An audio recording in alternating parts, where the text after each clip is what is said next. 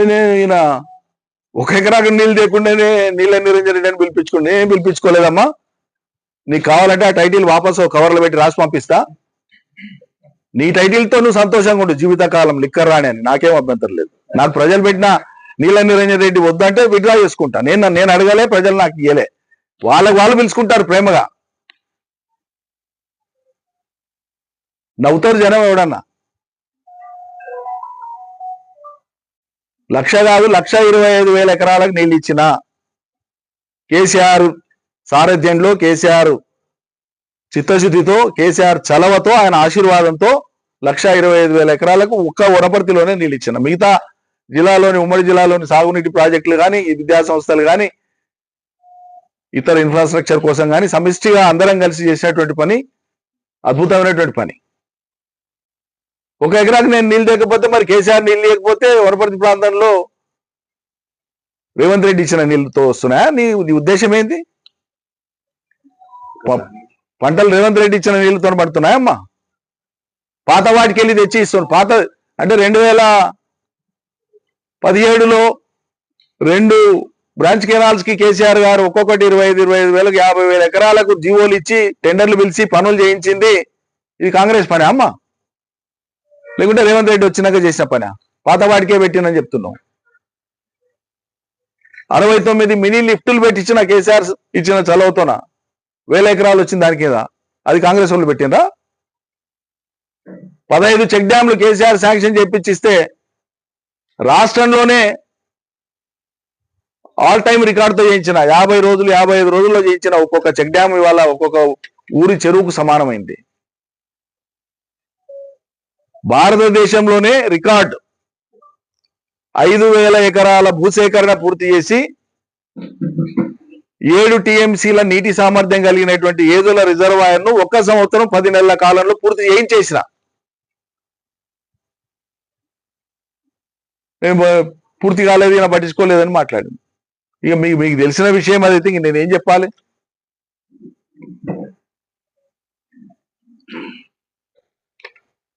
చెప్పుకుంటేనంటే ఎంత బాధ అనుభవించినామో కేసీఆర్తో సహా అందరం.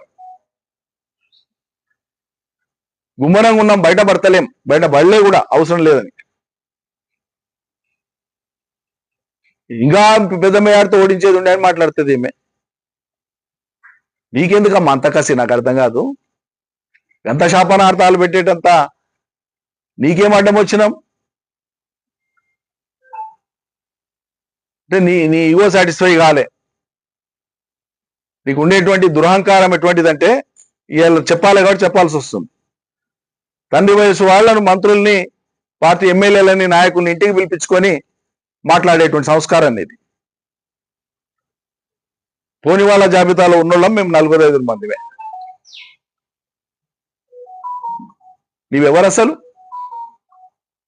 ఒక కేసీఆర్ కూతురు అనే కదా నిన్ను ఇంతమంది గౌరవించింది. మా అయితే నువ్వు ఎంపీ అయితే నీ జిల్లా కాడికి, నీ పార్లమెంట్ కాడికి, మొత్తం తెలంగాణకి నీవేంది అసలు? నువ్వు ఎత్తక ముందు లోకంలో తెలంగాణలో ఎవరు బోనం ఎత్తనట్లు, ఎవరికి బోనం తెలియదు అన్నట్లు, నువ్వు ఆడక ముందు బతుకమ్మనే లోకం ఆడనట్లు. మేము నిన్ను ఎత్తుకున్నాం, మా బిడ్డని, మా చెల్లెలని ఎత్తుకున్నాం, మురిసిపోయినాం. తెలంగాణ ప్రతీకని విశ్వవ్యాపితం చేసే ఒక గొప్ప ప్రయత్నం జరుగుతుందని. కానీ ఈ ప్రయత్నం అంతా కూడా అటు తిప్పి ఇటు తిప్పి అది ఎడుదారి మళ్ళీందో ఇవాళ బాధపడుతున్నాం. ఓటమి మీద సమీక్షించుకుంటే చాలా అంశాలు ఉన్నాయి. ఎవరైనా సరే ప్రజా జీవితంలో ఎక్కడైనా ఏమైనా తెలిసి తెలియక తప్పులు చేస్తే తప్పకుండా సరిదిద్దుకుంటాం. కానీ కావాలని ఎవరిని అన్నాడు వేధించలే. ఎదురుపై స్నేహంగా మాట్లాడినాము, ఆత్మీయంగా పలకరించినాం, పేద ప్రజలను హక్కున పెట్టుకున్నాం. అందులో మాకెవరు ఎదురులేరు, ఎవరు సాటి రారు. మమ్మల్ని పట్టుకొని పూర్తి భిన్నమైనటువంటి నెగటివ్ ప్రొజెక్షన్ ఇచ్చేటువంటి విధంగా మీరు మాట్లాడడం దారుణం. ఇంకా చెప్పాలంటే మొత్తం నేను సరే వనపర్తిలో ఓడిపోయినా బాగుంది, మరి కామారెడ్డిలో కేసీఆర్ గారిని ఎందుకు ఓడించారు ప్రజలు? తప్పు చేశారు ఆడ కేసీఆర్ గారు ఏమన్నా? అంతకుముందు నిజామాబాద్ గెలిచి మళ్ళీ నిన్ను ఎందుకు ఓడగొట్టిండ్రు? మేము అన్న మాటల ఒక రాజకీయ పార్టీ లేదా ఒక అభ్యర్థి యొక్క గెలుపోటములకు అనేక కారణాలు ఉంటాయి. కానీ ఓవరాల్ గా తీసుకున్నప్పుడు ఇవాళ సమీక్షించుకుంటే అర్థమయ్యేటువంటి వాటిలలో తమరి కాంట్రిబ్యూషన్ కూడా చాలా ఉంది. మా తల్లి, నువ్వు ఆర్భాటం కోసం ఎచ్చుల కోసం పోయి టీవీలో కూర్చొని టీవీ 9లో కూర్చొని 20 లక్షల గడియారం పెట్టుకున్నాను మళ్ళీ దాన్ని సమర్థించుకొని చెప్పిన ఆ ఒక్క మాట తెలంగాణలో 20 లక్షల మంది మహిళలు బీఆర్ఎస్ కు వ్యతిరేకంగా ఓటేయడానికి కారణమైంది. నీ గుండె మీద చేసుకుంటే నీకు అర్థమవుతుంది. వాస్తవాలు అంగీకరించడానికి కూడా శక్తి ఉండాలి, ధైర్యం ఉండాలి. పొరపాటును అంగీకరించడానికి కూడా ధైర్యం ఉండాలి.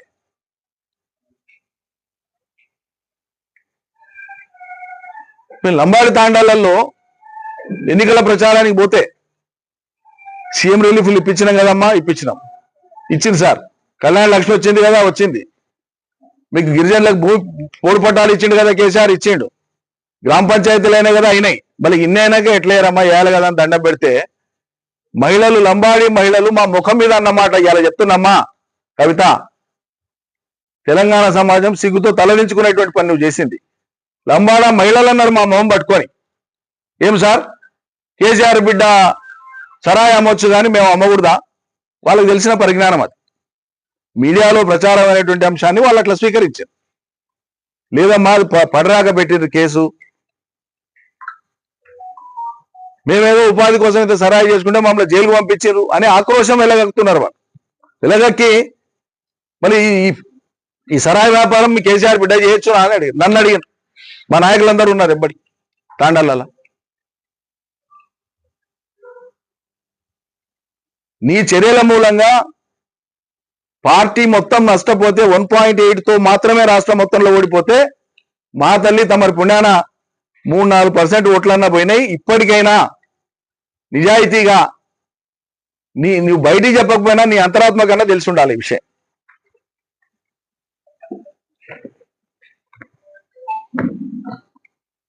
కాంగ్రెస్ విధవలు మాట్లాడితే అదే మాట నువ్వు మాట్లాడుతావమ్మా, సిగ్గనిపించాలి కదా మాట్లాడడానికి. స్థలం ఏందో తెలియదు. ఇంకా నీచమైన దారుణమైనటువంటి మాట ఆమె మాట్లాడేది. నాకైతే అసలు మనుషులైన వాళ్ళు అట్లా మాట్లాడారు. నేను ఎంఆర్ఓ ఆఫీస్ కాల్పించిన అని మాట్లాడేది. ఏమన్నా అర్థం ఉందా? ఏమన్నా అర్థం ఉందా? ఇప్పుడు ఈమె మీద ఈడీ కేసు పెట్టింది లేదా సిబిఐ కేసు, ఉదాహరణకు చెప్తున్నా. ఆ ఆఫీస్ కాలపోయి ఈమె ఫైల్ను కాలబడితే ఆడికి అయిపోతుందా కేసు? ఒక రెవెన్యూ రికార్డ్ అనేది ఇంగీతం ఉండి మాట్లాడాలి. ఎప్పుడు మాట్లాడినా ఒక రెవెన్యూ రికార్డ్ అనేది మండల ఆఫీసులో ఉంటుంది, ఆర్డీఓ ఆఫీసులో ఉంటుంది, కలెక్టరేట్లో ఉంటుంది, సిసిఎల్ఏలో ఉంటుంది. అట్లా ఉంటానంటే ఒక తోనున్న కాగితాలన్నీ కూడా మాయమైపోతే ఇక లోకంలో భూములే ఉండవు ఎవరికి. పోలీస్ స్టేషన్లో ఎవరైనా అంతా కూడా మర్డర్ చేసింటాడు, పోలీస్ స్టేషన్లో ఎఫ్ఐఆర్ అంటే కేసు అవుతుంది. వాడు పోలీస్ స్టేషన్ అడ్వైట్ అనుకో జరిసేపటికి కేసు పోతుందా? వాడు ఎవడో పనికి మాలిన విధవ, ఏం మాట్లాడాలనో తెలియనటువంటి ఒక విధవ ఈయన ఉన్న భూములు తారుమారైన రికార్డులు కాబట్టి వావి కనిపించకుండా ఆయన అంటుపెట్టిండు కారాలి. ఇంత నీచంగా మాట్లాడతారండి ఎవరు సభ్య సమాజంలో? నువ్వు భూమి కోసము ఇంత దిగజారేటువంటి మనుషులాగా కనిపిస్తున్నావు మీకు?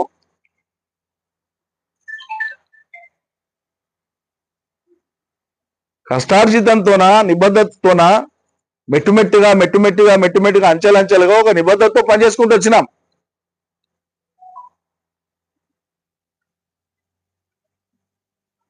మీలాగా సులభంగా ప్రలోభాలకు లొంగేటువంటి మనుషులవే అయితే 2008లో ఉప ఎన్నికల్లో ఆనాడు బీఆర్ఎస్ ఓడిపోయినాడు, 2009లో ఆశించిన ఫలితాలు రాన్నాడు. తెలంగాణ ఉద్యమాన్ని, కేసీఆర్ను, బీఆర్ఎస్ను కాకుల్లాగా లోకం పీల్చుకొని తిన్ననాడు, పొడిసిన్నాడు తెలంగాణ వ్యతిరేకులు కానీ ఇంటి దొంగలు కానీ. దివంగత రాజశేఖర రెడ్డి చేయనటువంటి కుట్రలు లేవు ఆనాడు తెలంగాణ ఉద్యమాన్ని ఆపడానికి, ఉద్యమం లేకుండా చేయడానికి. వరుసగట్టి ప్రలోభాలు పెట్టి మండల స్థాయి నాయకుల నుంచి రాష్ట్ర స్థాయి దాకా, ఎమ్మెల్యేల దాకా హోల్సేల్ గా రాజశేఖర రెడ్డిని నిర్వీర్యం చేసి తీసుకుపోయింది. తెలంగాణ అయిపోతుంది ఇంతటితో అని చెప్పి. అటువంటి కష్టకాలంలో కూడా పార్టీ జెండాను వదలలే, కేసీఆర్ను వదలలే, ఉద్యమాన్ని వదలలే. డబ్బుల కోసమో ఆస్తుల కోసమో కక్కుర్తి పడేటువంటి వాళ్ళ మేము కాదు. మీరు చూసిన ప్రపంచం అది ఉండవచ్చు, మీకు తెలిసిన అనుభవం అదే కావచ్చు. మీ దృష్టిలో ఉద్యమ ఫలితాలంటే ఊరేగడం కావచ్చు, పడుచీరలు కావచ్చు, నగలు కావచ్చు, విదేశాలు కావచ్చు, జల్సాలు కావచ్చు. కానీ మా దృష్టిలో పాలమూరు ప్రజల కన్నీళ్లు, ఇక్కడ ఉండేటువంటి జనం యొక్క అవసరాలు ఇవే. మా నిబద్ధత అదే. మీరు మా నిబద్ధత మూలాల్లోకి పోయి ఎప్పుడైతే మాట్లాడినరో తప్పకుండా బాధ అనిపిస్తుంది, జవాబు చెప్పాల్సి వస్తుంది. అది కూడా సంస్కారవంతంగానే మాట్లాడతాం.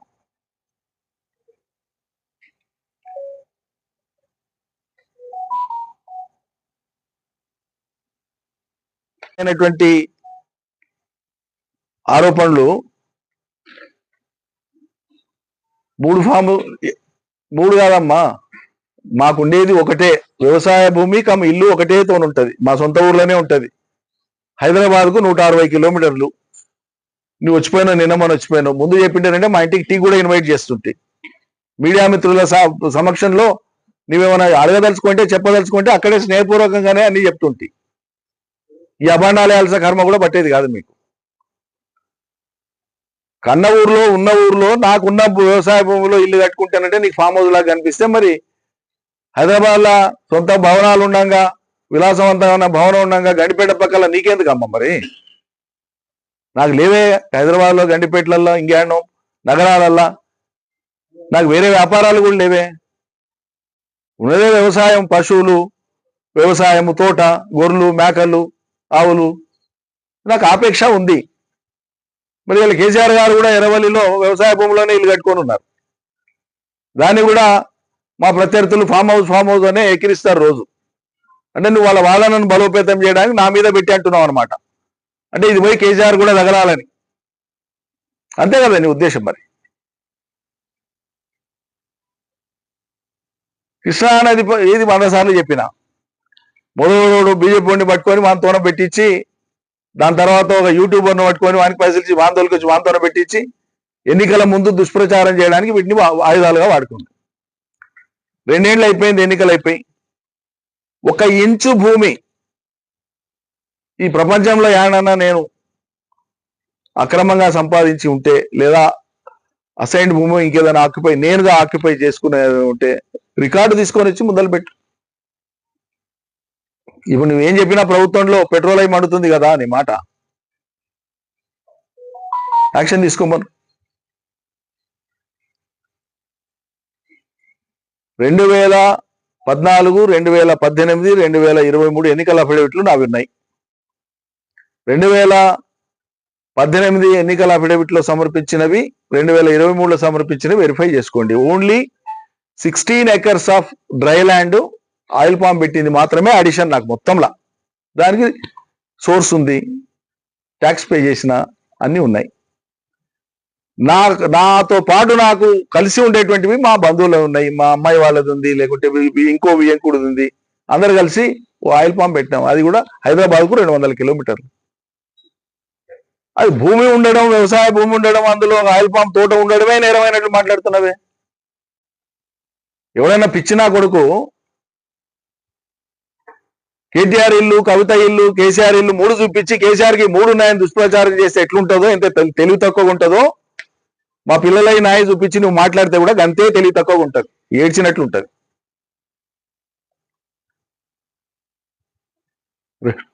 2009 నాటికే, 2009 వరకే విదేశాలలో విద్య పూర్తి చేసుకొని 2 విదేశాలలో స్థిరపడి 1 హైదరాబాద్లో స్థిరపడినటువంటి 3 అమ్మాయిలు ఉన్నారు. పెళ్లిళ్ళైనాయి, ఎవరి ఎస్టాబ్లిష్మెంట్స్ వాళ్ళకు ఉన్నాయి.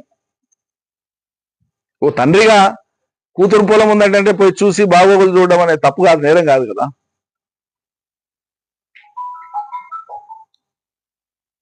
మాకేం కాంట్రాక్టులు ఉన్నాయా? కాంట్రాక్టులు చేస్తామా, లేకుంటే వ్యాపారం చేస్తామా, అంతకు మించి లిక్కర్ దందా చేస్తామా? ఇక వ్యవసాయ భూమి ఉండి వ్యవసాయం చేసుకోవడం కూడా నీకు ఫామ్ హౌస్ లాగా కనిపిస్తుంది. ఈ థర్డ్ క్లాస్ ప్రచారము డూప్లికేట్ కాంగ్రెస్ నాయకులు చేసిన దాన్ని నువ్వు పట్టుకొని నీ వ్యక్తిత్వాన్ని నువ్వే దిగదార్చుకున్నావు.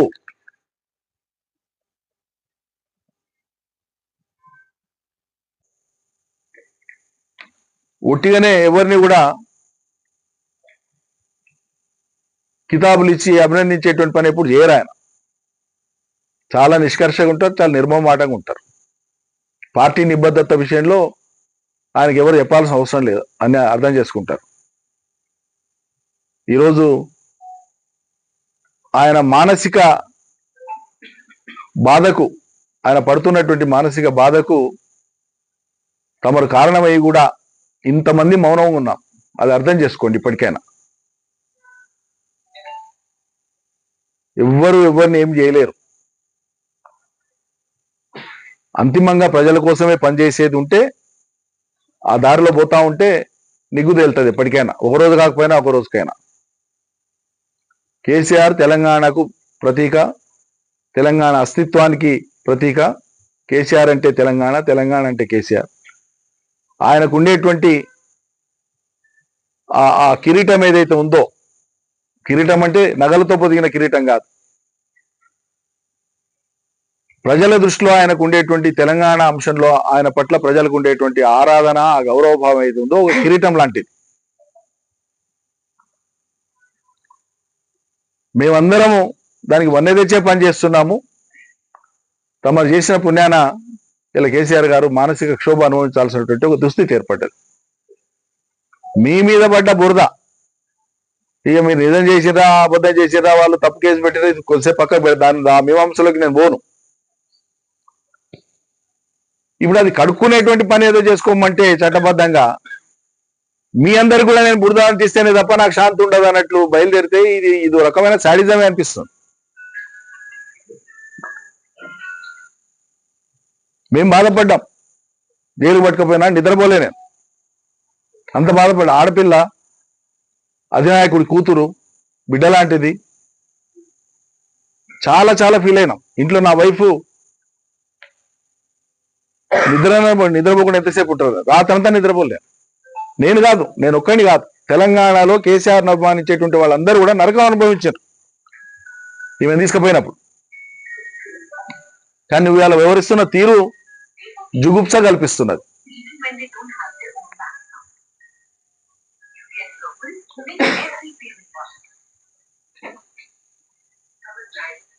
నిజంగా చిత్తశుద్ధి ఉంటే ఎవరైనా సరే తెలుసో తెలియకో తప్పులు జరుగుతాయి. ఈ పొరపాటు అయిందని చెప్పి ఒక మాట అని నీ వ్యాఖ్యల్ని విరమించుకుంటే నీ గౌరవం పెరుగుతుంది, లేదంటే నీ ఇష్టం. Thank you. మీ హద్దులు మీరు నిర్ధారించుకోకుండా ఎక్కువగా ఊహించుకొని ఇప్పటిదాకా ఏనాడు ఎవరి గురించి నేను వ్యక్తిగతంగా మాట్లాడలే. నాకు ఇష్టం కూడా ఉండదు. నేను మాట్లాడని విషయాలు నేను మాట్లాడినట్లు చెప్పి నా పుచ్చదీస్తాకి దందాలు చందాలనే తెలుసు ఇప్పటి వరకు, కానీ ఇప్పుడు దాదాగిరి కూడా తెలుసు అంటే మంచిదే, లోకం చూస్తుంది అది కూడా.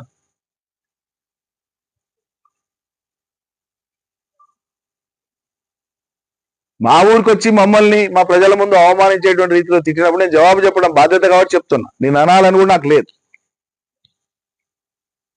నువ్వు చేసిన ఆరోపణలు ఎంత డొల్లతనంతో ఊడుకున్నాయో కనీసం నువ్వు ఆత్మవిమర్శ చేసుకో. నీకు పిల్లలు ఉన్నారు, సంసారం ఉంది, నువ్వు ఒక తల్లివి, ఒక చెల్లివి, ఒక బిడ్డవు. ఎదుటి వాళ్ళ మనసును కష్టపెట్టడం మంచిది కాదనేటువంటి సంగతి నువ్వు గుర్తెరిగి ప్రవర్తించు. నీ ఈగో కోసం, నీ ఆర్భాటం కోసం ఏం మాట్లాడినా చెల్తుంది, ఎట్లా ప్రవర్తించినా చెల్తుంది అంటే అది ఎల్లకాలం ఉండదు. ఈ రోజు వరకు కూడా తెలంగాణ బీఆర్ఎస్ శ్రేణులు అందరూ పైనుంచి కింది దాకా కూడా టైట్ లిపుడుగా ఉన్నారు, పెదవులు మూసుకొని ఉన్నారు, కేవలం కేసీఆర్ గారి కూతురు అనేటువంటి గౌరవభావంతో. ఆయనకి ఎక్కడ కూడా ఆయన మనసుకు కష్టం కలగొద్దు అనేటువంటిది మాతో పాటు అందరం. కానీ వాళ్ళ మమ్మల్ని అందరినీ కూడా నువ్వు వరుస పెట్టి టార్గెట్ చేసి జగదీష్ రెడ్డిని తిట్టొస్తావు, ప్రశాంత్ రెడ్డి తిడతావు, సబితా ఇంద్రారెడ్డి గారిని తిడతావు, నన్ను తిడతావు, ఇంకా రేపు ఇంకెవరిని తిడతావు. హరీష్ సరే మరి నీకు హరీష్కు మీ కుటుంబంలో ఏం పంచాయతీ ఉందా? తెలంగాణ ప్రజల పంచాయతీ ఎట్లయితుందమ్మా నాకు అర్థం కాదు. ఏమంటే మీరు కుటుంబంలో చూసుకోండి, మీ కుటుంబంలో ఏదైనా ఉందో లేదో నాకు తెలియదు. ఉంటే గింటే దాని తెలంగాణ ప్రజల పంచాయతీగా ఎట్లా మీరు చిత్రీకరిస్తారు? నాకు అర్థం కాదు. దాన్ని తెచ్చి మొత్తం ప్రజలంతా దాని చుట్టే పోవాలనా? ఆమె ఇంకో మాట మాట్లాడింది, హరీష్ రావు గారు నన్ను కాపాడుతున్నాడట రేవంత్ రెడ్డి. ఇంతకంటే జోక్ ఏమైనా ఉంటుందా? ఈ 2 ఏళ్ల కాలంలో విధానపరమైనటువంటి అంశాల మీద రేవంత్ రెడ్డి గారి ప్రభుత్వం మీద, రేవంత్ రెడ్డి గారి మీద ఆయన ఉన్మాదపు భాష వాడిన ప్రతి సందర్భంలో కేసీఆర్ మీద మాట్లాడినప్పుడు ఫస్ట్ రియాక్ట్ అయింది నేనే. నేను కేసీఆర్ మనిషిని, తెలంగాణ మనిషిని, నేను ప్రజల మనిషిని, ప్రజల కోసమే పనిచేస్తా. హరీషు, కేటీఆర్ నాకు వయసులో చాలా చిన్నవాళ్ళు, అనుభవంలో కూడా చిన్నవాళ్ళు. పార్టీ స్ట్రక్చర్లో నేను ఎవరినైనా గౌరవిస్తా, పార్టీ హైరార్కీని బట్టి ఎవరినైనా గౌరవిస్తా. నువ్వు నా మీద ఏదో ముద్ర వేసి నా వ్యక్తిత్వం నీకు అట్లా కనిపిస్తుందా? నువ్వు మనుషుల్ని చుట్టూ నీ ఇంబడి తిప్పించుకొని జైలు కొట్టించుకున్నంత మాత్రాన మిగతా వాళ్ళు కూడా అట్లే ఉంటారు అనుకుంటున్నావా? నాకు ఆ సైకో ఫ్యాన్సీ లేదు, నాకు ఆ బలహీనతలు కూడా లేవు. ఎవరికో కాకాబట్టి ఏందో చేసుకోవాలనేటువంటి దుర్బలుణ్ణి నేను కాదు. 100% కేసీఆర్ మనిషినే, కేసీఆర్ మనిషిగానే ఉంటా. పార్టీ ఏం డిసైడ్ చేస్తే దానికోసం కట్టుబడి పనిచేస్తాం. ఎస్, ఈయన వర్కింగ్ ప్రెసిడెంట్, ఎస్, ఈయన మంత్రి, ఎస్, ఈయన మంత్రి, ఎస్, ఈయన కార్యకర్త, ఎస్. కేసీఆర్ ఏం చెప్తే అది. కేసీఆర్ చిత్తు అంటే చిత్తు, బొత్తు అంటే బొత్తు. అదొక విధానంగా పెట్టుకున్నాను నేను. చాలాసార్లు కూడా ప్రకటించిన ఈ విషయం బహిరంగంగా. తెలంగాణ అంశంలో కానీ, తెలంగాణ చరిత్ర విషయంలో కానీ, తెలంగాణ ప్రజల విషయంలో కానీ ఆయనకు ఉండేటువంటి లోతైన గంభీరమైనటువంటి ఆలోచనతో పాటు వ్యూహము మా అందరికంటే 100 రెట్లు ఎక్కువ ఉన్నది. ఖచ్చితంగా ఆయన ఆలోచనను శిరసావహిస్తామని చెప్పినాం. అది దాని ప్రాతిపదిక. మరి ఇటువంటి సందర్భంలో ఈ జిల్లాకు పర్యటనకు వచ్చినటువంటి కవిత గారు ప్రభుత్వాన్ని ఎత్తి చూపాల్సినటువంటి అంశాలు విస్మరించి ఏదో శుతిమెత్తగా ప్రభుత్వం దృష్టికి తెస్తున్నాం, విజ్ఞప్తి చేస్తున్నాం అనేది మాట్లాడి 2 ఏళ్లుగా కాంగ్రెస్ ప్రభుత్వాన్ని మేము నిలదీస్తా ఉంటే ఇదే రేవంత్ రెడ్డి గారు, కాంగ్రెస్ పార్టీ నాయకులు ఏకవచన సంబోధనతోన కేసీఆర్ గారిని ఇష్టారీతిగా దుర్భాషలాడుతూ ఉంటే, అనగూడని మాటలు అంటుంటే, మరి అటువంటి అంశాల మీద ఏనాడు కూడా నోరు మెదుపన్నటువంటి కొంతమంది ఈరోజు నా మీద వచ్చి సభ్యత సంస్కారం లేకుండా ఓ తండ్రి లాంటి వయసు ఉన్నటువంటి వ్యక్తిని పట్టుకొని ఇష్టారీతిగా తనకు తానుగా మాట్లాడేది. ఇన్నేళ్ల కాలంలో ఎప్పుడైనా ఎక్కడైనా నేను ఆ అమ్మాయి ప్రస్తావన తీసినా ఒక్క మాటనైనా ఎప్పుడన్నా అన్నానా? ఒక్క మాట నన్ను ఎప్పుడైనా ఏ సందర్భంలో నన్ను ఈ రోజు వరకు తనకు తానే ఆయన నా గురించి పిచ్చి పిచ్చిగా మాట్లాడుతున్నాడు అని చెప్పి ఊహించుకొని ఉచ్చేలేపేస్తా ఇచ్చేలేపేస్తాను మాట్లాడుతున్నావు. సరే, అది నీ సభ్యత, నీ సంస్కారం. నువ్వు ఎవరి మీద మాట్లాడుతున్నావు, ఏ మాటలు మాట్లాడుతున్నావు లోకం కూడా చూస్తుంది. నేను అనని మాటల్ని అసలు ప్రస్తావనే లేదు. నీ ప్రస్తావన ఏనాడు కూడా మేము చేయలే, అవసరమే లేదు. మొన్నటిదాకా మా పార్టీలో ప్రజాప్రతినిధివి, మా అధినాయకుడి కూతురువి, మాకు విభేదించిన అంశాలే లేవు గతంలో. ఎప్పుడు మా జిల్లా కాదు, కలిసి పనిచేసేది లేదు. ఏ సందర్భం ఎప్పుడు ఎక్కడ ఏది లేనిది ఊహించుకొని ఇక్కడికి వచ్చి నా మీద మాట్లాడడం ద్వారా సంతోషపడే వాళ్ళు ఎవరు? ఇది నేను అడుగుతున్నది. ఆమె మాట్లాడిన 2 నిమిషానికే ఈ ఉమ్మడి జిల్లాలో ఉండేటువంటి డూప్లికేట్ కాంగ్రెస్ లో కూడా ఒరిజినల్ మొదటి నుంచి ఉండి ఆ పార్టీ కట్టుబడి ఉండేటువంటి వాళ్ళ గురించి నేను మాట్లాడతలేను. వాళ్ళు సభ్యత సంస్కారం కలిగినారు.